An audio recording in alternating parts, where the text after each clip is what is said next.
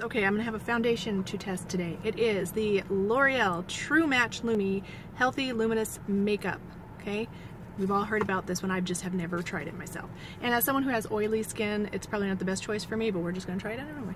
I'm gonna go ahead and set my face though with the matte makeup setting spray by Ulta. Did I say set my face? I meant prime my face. Okay, I only have a brush today, and it's a small buffing brush. This one, I had been using it for my concealer, but I wanted to try it with foundation, because sometimes I just want to shake things up, or not shake things up, mix things up. Alright, so I have it in the shade W12 Porcelain Light Ivory. So we'll just see. It's got a cute pump. Ooh, sorry for the light, you guys. Alright. Oh, it's really thin. Oh, it's a lot thinner than I had expected. Let me go ahead and shake this up. I don't know if it's supposed to be that thin or not. I've tried quite a few, not quite a few, a couple of L'Oreal foundations and have not been impressed. That's the shade, which looks decent. Alright, I've got a little bit of concealer on this eye, so let's just go ahead. Well, it smells good. Yeah, fragranced foundations, those scented foundations are usually not good for me because my eyes are extremely sensitive. I kind of like this little brush for foundation. Kind of like the shade of that too. Oh, the shade's looking really good, and look at that coverage. Looking pretty decent.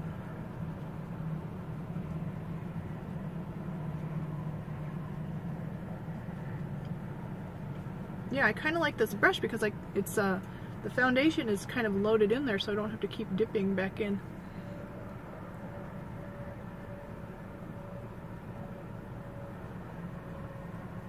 Yeah, I think that shade's a really good match. We'll see. It said warm, but honestly it's looking a little bit pinky on my hand.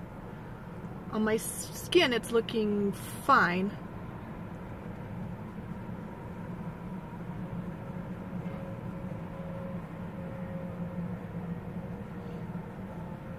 But sometimes with L'Oreal foundations especially, they tend to pull real pink on me, and it just is not a good look at all.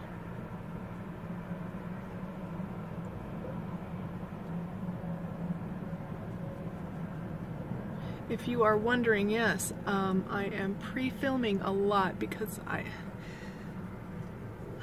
like to get a video out every day. But sometimes I just can't. I have a family, I homeschool, and I have a chronic illness. So, looks nice.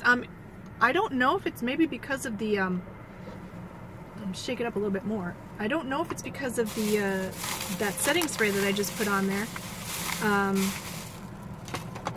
It's not looking as luminous as I had thought it was going to, so let's just take a look. Oh, it looks nice.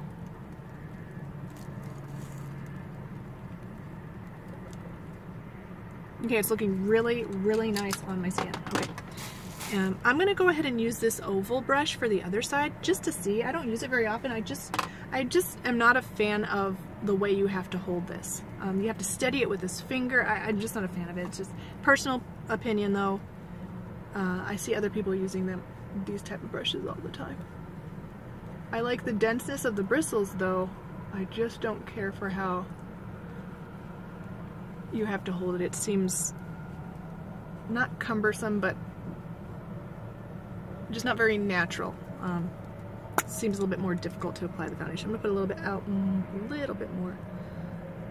It still is pretty thin.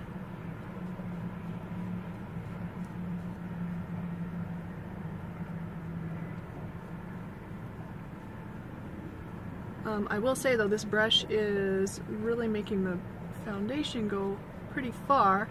The formula is very thin, which I like. I've come to find out that I feel like the best foundations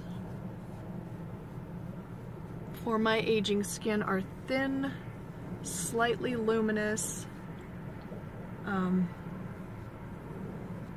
not too luminous, but slightly luminous foundations that are thin and can be really worked into the skin, not sit on top of them or be streaky or, I mean, these are pretty common sense qualities for anyone's skin usually. Alright, so yeah, it looks good. I mean, it doesn't look as luminous as I thought it was going to. It is a little bit, you can see some light reflection off my nose there, pretty good light reflection, but I don't feel like my skin looks like that so luminous like the Maybelline Dewy and Smooth foundation. That was just crazy. I just really did not like that foundation at all. But this one is looking very nice. Feels a little bit tacky. I set everything with a powder though, so that won't be an issue for me. There's still a little bit on my hand, and you can kind of see the luminosity.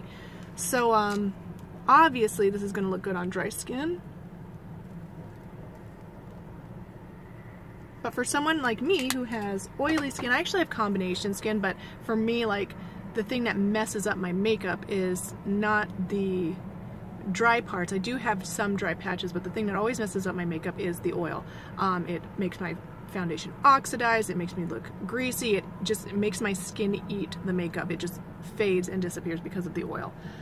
So yeah, this is looking really pretty on the skin. The coverage is not amazing, but it is good. I mean, it covered up I don't have any concealer. I had a little bit of concealer on this side, but I had no concealer at all. It's taken that down quite a bit. So this is really pretty.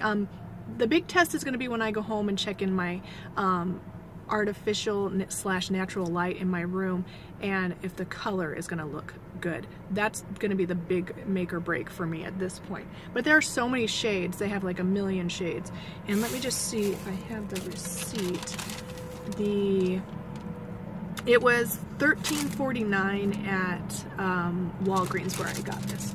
So looking good so far, you guys. Okay, I will wear this for the rest of the day, and I will update my thoughts in the description box below or the comments. So please like, subscribe, and I will see you in the next one. Bye!